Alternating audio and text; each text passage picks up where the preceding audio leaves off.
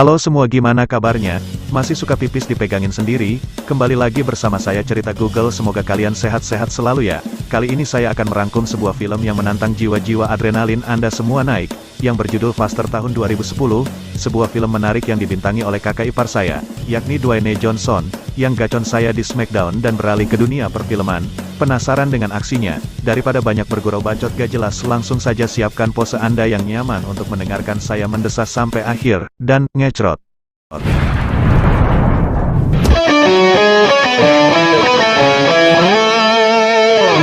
Moshi-moshi! Dare desu ka?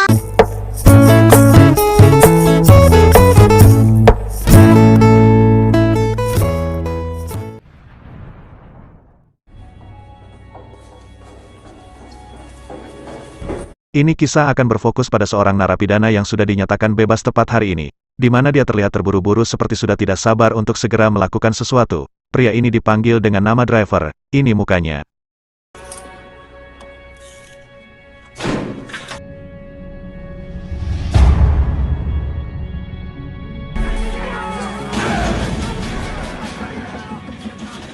Sesaat setelah keluar, si Driver pun langsung lari menuju ke sebuah tempat mobil bekas, di mana dia nampak sudah mengetahui bahwa di situ ada sebuah mobil yang sudah disediakan beserta dengan foto dirinya bersama saudaranya. Namun kita bisa melihat bahwa ada sebuah berkas-berkas dan foto seorang pria yang sepertinya adalah target yang ingin dia datangi.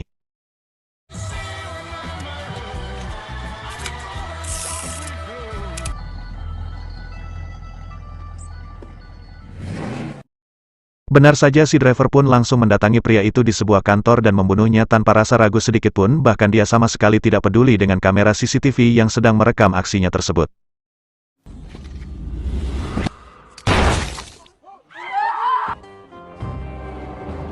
Dan inilah Faster.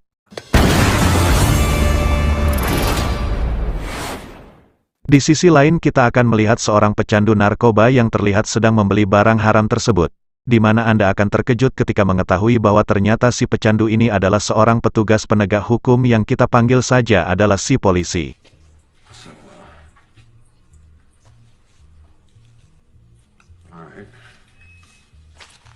Dengan gaya selengean dan udut di sembarang tempat, si polisi pun mendatangi TKP kasus pembunuhan yang dilakukan si Driver tadi, di mana si polisi wanita terlihat terkejut ketika mengetahui bahwa dirinya harus bekerja sama dengan si polisi yang reputasinya dikenal sangat buruk sekali.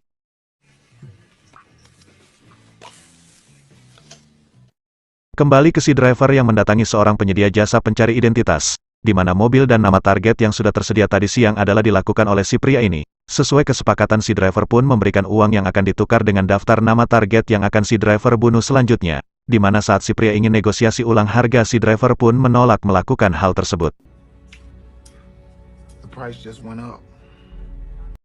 Si pria itu pun memanggil pengawalnya yang memiliki badan besar, namun saat melihat tato yang ada di tangan si Driver yang saya buat, si pengawal itu pun langsung terbirit-birit lari tergesa-gesa sehingga si pria tak punya pilihan lain selain menyerahkan daftar namanya.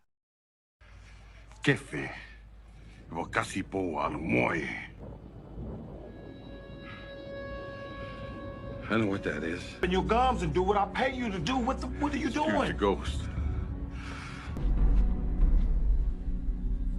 Here, I owe you a refund. Here you go. Sementara itu, si polisi dan si polwan pun terlihat sedang menganalisa rekaman video saat insiden di kantor yang tadi siang terjadi.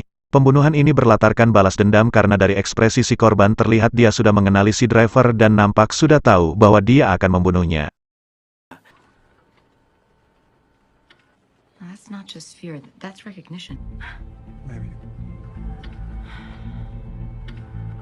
Entah sebenci apa si Driver kepada para target yang terlihat seperti bukan orang-orang jahat, karena jika dilihat dari foto dan pekerjaannya mereka seperti orang baik yang memiliki pekerjaan yang baik.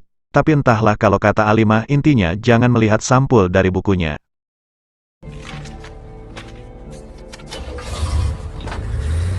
Di sisi lain, di luar konflik yang sedang terjadi, kita akan melihat seorang pria yang memiliki hobi sebagai pembunuh bayaran. Hobi lo ini membunuh, di mana dia biasa melakukan pembunuhan hanya untuk uang $1 saja atau sekitar Rp14.000, karena pada dasarnya dia mencari tantangan untuk mengalahkan rekor seseorang dan mencapai titik tertinggi pada pencapaian dalam hidupnya. Wow!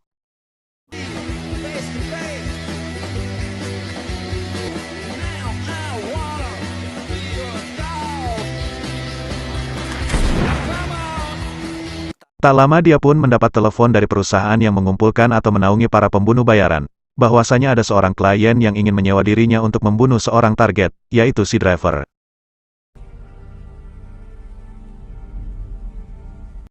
Sementara itu si polisi dan si polwan akhirnya berhasil mengungkap asal-usul si driver yang ternyata dulunya adalah seorang supir bagi para perampok bank, di mana dia dan sang kakak alias saudaranya terkenal memiliki kemampuan melarikan diri dan merampok yang sangat lihai. Namun selesai menjalankan aksinya mereka pun disergap oleh kelompok lain sehingga si kakak harus tewas disembelih, dan si driver sendiri ditembak dari belakang tepat di kerangka kepalanya oleh salah satu orang dari mereka, entah siapa kelompok tersebut.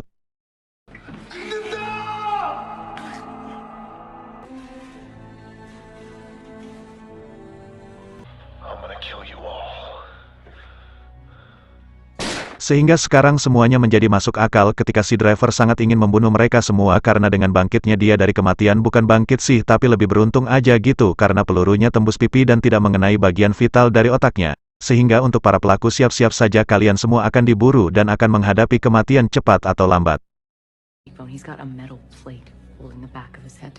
Kembali ke si driver yang berhasil menemukan alamat pelaku kedua yaitu seorang kakek yang ikut terlibat dalam penyergapan di masa lalu, di mana si driver langsung mendobrak masuk rumahnya dan menembak kepalanya tanpa ada basa-basi sedikitpun.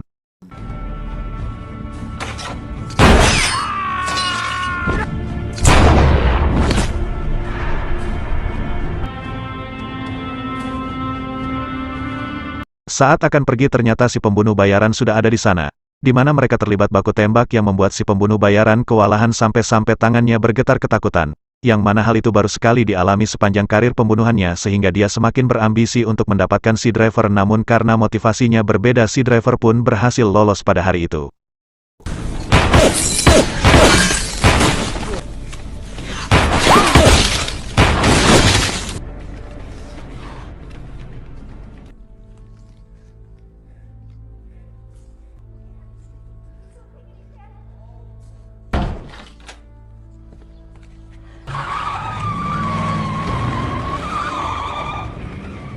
Tanpa membuang-buang waktu si driver pun langsung menuju ke pelaku ketiga yang sekarang bekerja sebagai staf keamanan di sebuah klub malam, di mana saat si driver menjalani pemeriksaan oleh seorang penjaga di situ kita bisa melihat wajah dan tatapan dendam yang tak sabar untuk membunuh, di mana si driver masih ingat sekali bahwa tangan pria itulah orang yang telah menggorok leher saudara laki-lakinya.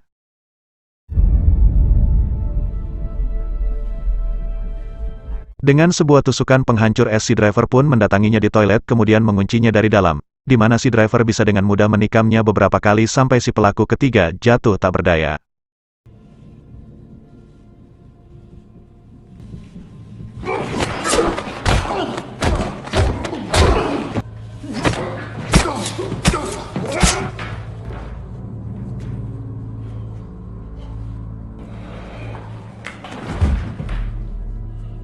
Di detik-detik si pelaku sekarat dia pun mengatakan bahwa dia memiliki seorang putra dan memohon agar si driver mau menyampaikan permohonan maafnya kepada anaknya tersebut. Tell him I said, I'm sorry.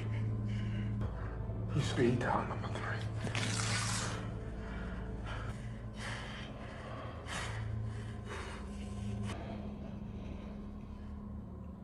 Your father's sorry. Who is this? Is he okay? Something happened.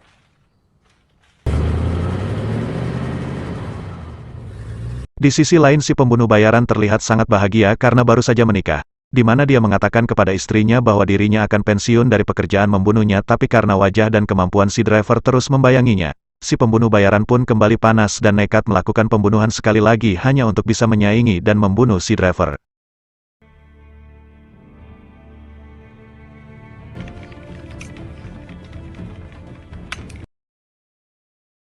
Kembali ke si driver yang sedang dalam perjalanan menuju ke pelaku keempat, di mana mobilnya tiba-tiba terhenti saat mendengar berita di radio bahwa pelaku ketiga yang tadi dia bunuh ternyata belum meninggal dan sedang dirawat di rumah sakit dengan kondisi kritis sehingga si driver memutuskan untuk putar balik dan menyelesaikan apa yang sudah dia mulai.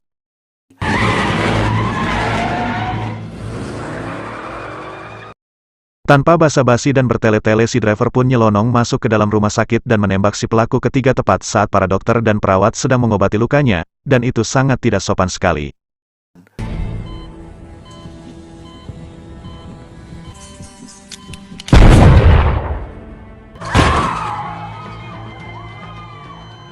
Si polisi yang kebetulan ada di sana pun langsung bergerak ketika mendengar suara tembakan, di mana dia mencoba mengejar si driver sampai ke basemen dan tiba-tiba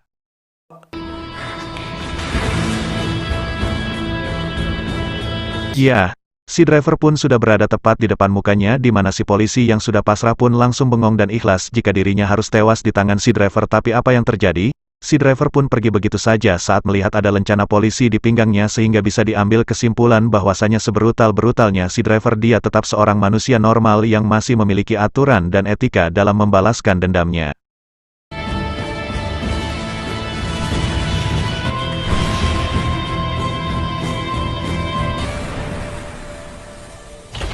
Saat akan pergi si driver pun langsung disambut oleh si pembunuh bayaran yang berambisi untuk mendapatkannya, di mana mereka terlibat kejar-kejaran yang membuat si pembunuh bayaran terpojok.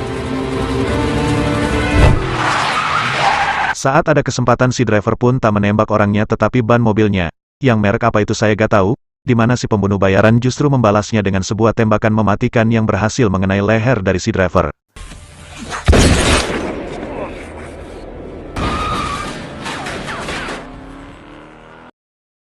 Singkat cerita, esok pagi pun tiba, si driver pun terlihat sedang dalam perjalanan menuju pelaku keempat alias pelaku terakhir yang menjadi target buruannya, di mana si pelaku yang satu ini akan sangat amat membuat si driver dibuat sangat dilema karena sekarang si pelaku benar-benar sudah taubat dan berprofesi sebagai seorang pendeta yang sangat taat.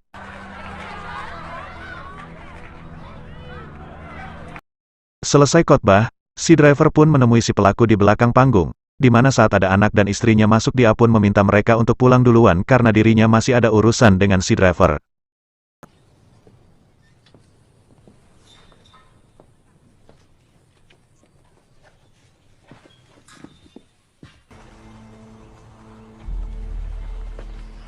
Setelah berjalan keluar agak jauh dari tempat khotbah, si pelaku atau yang sekarang menjadi bapak pendeta pun ikhlas jika memang si driver mau membunuhnya dan jika memang itu yang terbaik dan membuat si driver merasa lebih baik, beliau pun pasrah dan menyerahkan semuanya kepada Tuhan.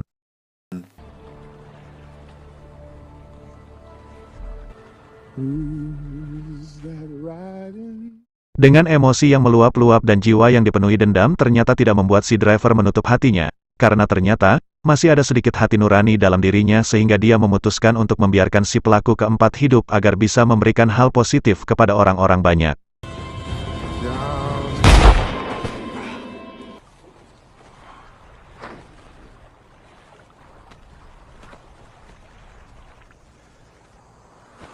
Ketika misinya telah selesai dan dendam saudaranya terbalaskan, si driver pun duduk di bangku jamaah namun tiba-tiba muncullah si pembunuh bayaran yang langsung menodongkan pistol kepadanya dan meminta sedikit hormat sebagai sesama pembunuh.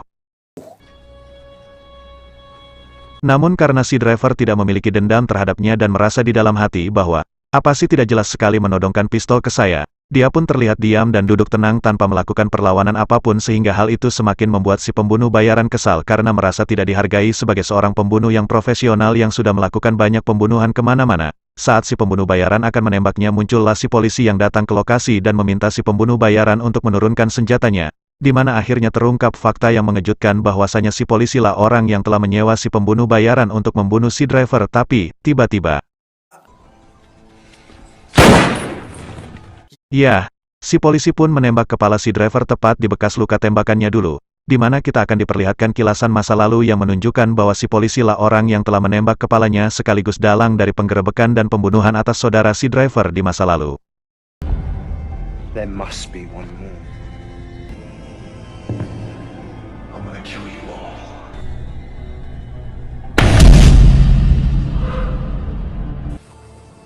Forgot to pay you. You know what? Keep it. I didn't earn it. Di saat bersamaan kita akan melihat si Polwan yang sedang dalam perjalanan menuju ke TKP, di mana dia terkejut saat melihat berkas-berkas yang baru saja dia terima karena di situ terdapat 5 pelaku termasuk si polisi, di mana tempat pelaku itu dulunya adalah para informan yang dikendalikan langsung oleh si polisi. Go with the flow, my ass. Kembali ke si polisi yang sedang teleponan romantis dengan sang istri, di mana dia mengatakan bahwa dirinya akan segera pulang dan ingin segera melakukan olahraga mantap-mantap, tapi tiba-tiba, ya, Si driver pun ternyata masih hidup berkat pelat besi yang digunakan untuk menyambungkan tengkorak kepalanya yang pecah akibat tembakan si polisi di masa lalu. Sehingga maaf-maaf saja jika si polisi tidak jadi olahraga mantap-mantap dengan istrinya karena si driver harus membunuhnya saat itu juga. Lebo. Metal plate. I can't feel anything.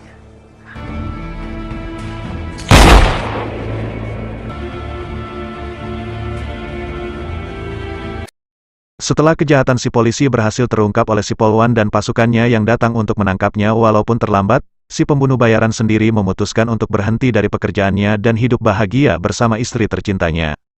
Hello? Baby, Where are you? I'm coming home. Untuk si driver sendiri dia pun memutuskan mengendarai mobil klasiknya, di mana dia bermaksud untuk pergi ke Indonesia untuk bertemu dengan Dominic Toretto dan saya sendiri pribadi.